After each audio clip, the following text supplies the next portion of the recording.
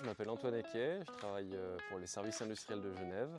au centre de conduite centrale hydroélectrique pour valoriser l'énergie produite dans les différentes centrales du canton de Genève. Donc ici c'est la salle de commande, c'est ici que les chargés de conduite se relaient en 3-8, donc à 6h, à 14h, à 22h, de manière à ce qu'il y ait toujours une présence pour vérifier que les centrales, les niveaux d'eau et les barrages fonctionnent correctement. Et on est 7 personnes à se relier, même les jours fériés et les dimanches, pour faire fonctionner tout ça correctement. Pour faire fonctionner ça correctement, on a des règles qui ont été établies par l'État de Genève et qu'on doit scrupuleusement suivre pour maintenir les niveaux et les débits dans les zones qui nous sont autorisées. Donc pour ce faire, à chaque création des barrages hydroélectriques à l'époque de leur construction, il a fallu établir avec l'État de Genève des paramètres de concession qui nous ont été indiqués à l'époque et qu'on doit suivre impérativement pour assurer la sécurité des Genevois et des Genevoises, pour leur sécurité par rapport aux inondations, mais aussi leur approvisionnement en eau, puisque le lac et le Rhône sont un bien public qui permettent à SIG de fournir tout un tas de services aux Genevois.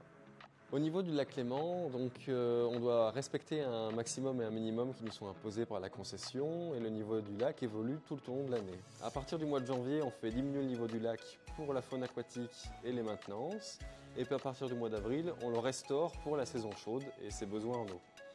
On peut voir ici la courbe verte où le niveau du lac est placé entre minimum et maximum, et sur cette période-là, on voit un dépassement, mais il est lié au fait que les pluies importantes ont dépassé la capacité d'évacuation en eau du barrage du Sauget, qui est resté complètement ouvert pendant un mois pour vider le lac et revenir dans les zones où on est autorisé d'y être. Et puis pour les mois suivants, le futur nous le dira. Sur cette carte, on a la production mondiale d'énergie électrique. Ici, au niveau de la Suisse et nos voisins européens, on voit que les productions d'électricité sont très élevées, avec une production qui est très faible en carbone, ce qui est une bonne chose. C'est-à-dire que 98% de la production suisse est bas carbone et 72% est renouvelable, avec une très forte proportion d'hydroélectricité. C'est-à-dire que 37% d'énergie actuelle à cette heure-ci en Suisse est produite par l'hydroélectricité. Quand on vient au niveau de la Suisse, et notamment sur le canton de Genève, on peut voir une énergie qui est relativement bon marché et qui est faible en carbone, puisqu'une majeure partie de notre production est d'origine hydroélectrique. En cas d'urgence, les services de secours et la police de la navigation peuvent demander au centre de conduite centrale de fermer le barrage du Sauget pour réduire le débit du Rhône et permettre une intervention plus facile et plus rapide des bateaux de leur service pour sauver une personne ou un animal qui serait en difficulté sur le Rhône.